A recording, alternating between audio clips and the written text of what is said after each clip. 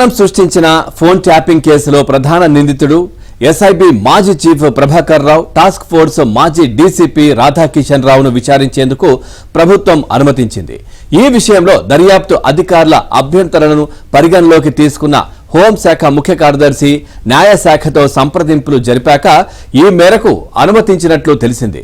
వీరిద్దరూ విశ్రాంత అధికారులు కాగా మిగతా ముగ్గురు ప్రణీత్ రావు, భుజంగరావు, తిరుపతన్న సర్వీసులో ఉన్నారు.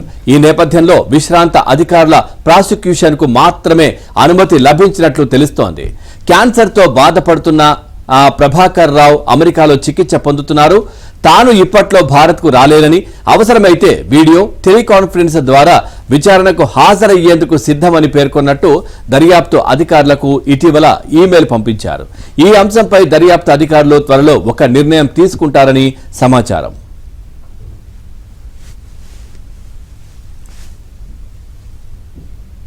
ఓవరాల్ గా ఈ అంశానికి సంబంధించి మరింత సమాచారాన్ని మా క్రైమ్ కరెస్పాండెంట్ శశిని అడిగి తెలుసుకుందాం. శశి, ప్రభాకర్ రావు అప్పుడే నేను ఇండియాకి తిరిగి వచ్చే పరిస్థితులు అయితే కనిపిస్తలేదు అని చెప్పేసి ఆయన చెప్పడం జరిగింది.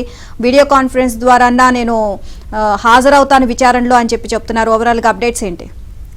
ఫోన్ ట్యాపింగ్ కేసులో కీలక పరిణామాలు చోటు చేసుకుంటూ ఉన్నాయి. ఇప్పటికీ ఈ కేసులో ఎస్ఐబి మాజీ చీఫ్ ప్రభాకర్ రావు కీలకంగా ఉన్నారు. ప్రస్తుతం ఆయన అమెరికాలో ఉన్నారు. తన అనారోగ్య కారణాల రీత్యా తాను విచారణకు హాజరు కాలేనంటూ ఇప్పటికే దర్యాప్తు అధికారుల బృందానికి ఆయన లేఖలు రాస్తూ ఉన్నారు. అయితే తాజాగా ప్రభాకర్ రావు విషయంలో పోలీసులు కీలకమైన నిర్ణయం తీసుకుంది. ప్రభుత్వం కూడా కీలక నిర్ణయం తీసుకుంది. ప్రభాకర్ రావును విచారించాలంటూ ముందు నుంచి కూడా దర్యాప్తు అధికారుల బృందం భావిస్తూ ఉంది.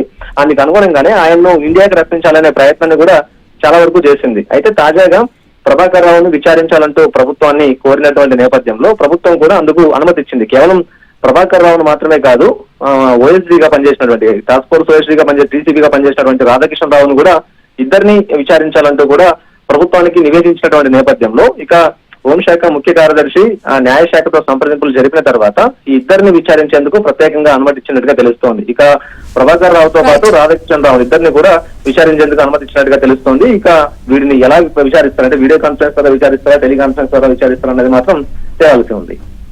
Right, thank you Shashi.